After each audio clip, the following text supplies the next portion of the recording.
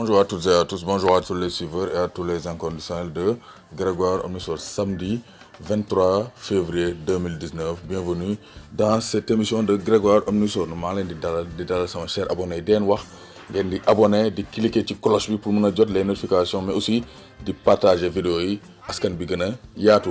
Donc Ismaïla Sarr Mbaye Niang, c'est le duo gagnant ou bien le couplet gagnant ou bien le couplet placé à deux Rennes. ñoom ñaar actuellement ils portent le Sardin les Sénégal. Ismaïla Sarr à droite, Mbaye Niang à gauche et le tour est joué avec Ben Arfa et Unou. Donc il y a pas photo donc Mbaye Niang ak Ismaïla Sarr keroog lekk rek lañ deful waa Betis Séville. À l'aller aussi ils sont illustrés surtout Ismaïla Sarr indi woon na penalty donc après retour bi mu donc provoqué le premier but, c'est-à-dire passe décisive, mais aussi bitu Mbaye Niang moo récupéré bal bi jox Ben Arfa. C'est pour dire que Ismaïla Sarr a plusieurs atouts.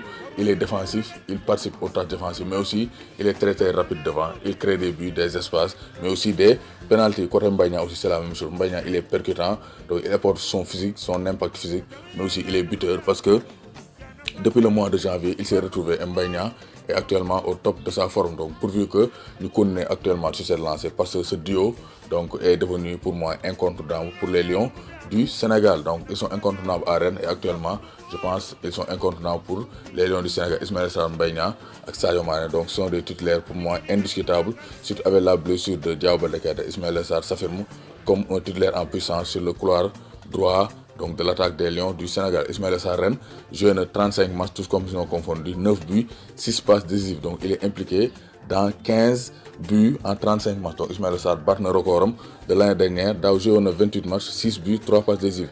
Donc Rennes saison bi jeexagul gis nañ ne Ismaïla Sarr a gagné du galon et Ismaïla Sarr actuellement il est incontournable. 35 matchs, tous compétitions confondues, 9 buts, 6 passes décisives, 5 buts en Ligue 1. 4 passes décisives, 3 buts en Ligue Europa, donc 5 passes décisives en 7 matchs, c'est pour 2 passes décisives en 7 matchs, c'est pour dire Ismaïla Sarr.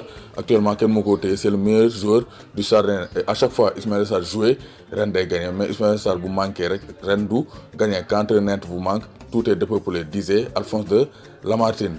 Donc Ismaïla Sarr est plus que jamais au sommet de sa forme. Même chose pour Mbaye Niang. Daaw Mbaye Niang ak Torino joué na 29 matchs, 4 buts et 3 passes décisives, toutes compétitions confondues. Rennes mu joué 29 matchs, 5 buts, 3 passes décisives.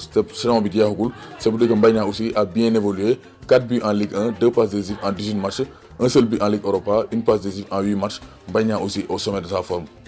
Loolu tax Mbaye Niang bëgg a toon ren donc bëgg a toog ren autant pour moi parce que ren da koy jox possibilité mu exprimer wu muy jouer Europe muy jouer Ligue 1 te Ligue 1 bi aussi c'est pas aussi faible que ça parce que gis nañ Ligue 1 bi dem nañ dóor Betis Séville bi nga xam ne dóor na Barça. C'est pour dire que ren donc c'est une belle équipe qui a des individualités mais aussi un grand collectif avec les Ben Arfa, Amari Traoré, Unou, donc Bourigeaud, donc Da Silva, donc Ben Sabaini. Donc gis nañ ne France aussi le niveau est assez bon ni ñu ko foogee dafa faible trop te donc ren donc il participe donc à la bonne saison des clubs français. Donc Mbaye Niang, Ismaïla Sarr, ils sont incontournables à Rennes et pour moi Grégoire, je pense qu'ils sont incontournables aussi pour Aliou Cissé et je pense qu'ils seront titulaires face au Madagascar ici le 23 mars. léegi la ngeen xalaat ci duo Mbaye Niang Ismaïla Sarr pour les Lions du Sénégal. maa ngi xaar seen réponse en commentaire.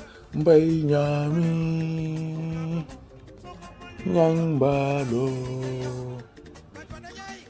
Ismaïla Sarr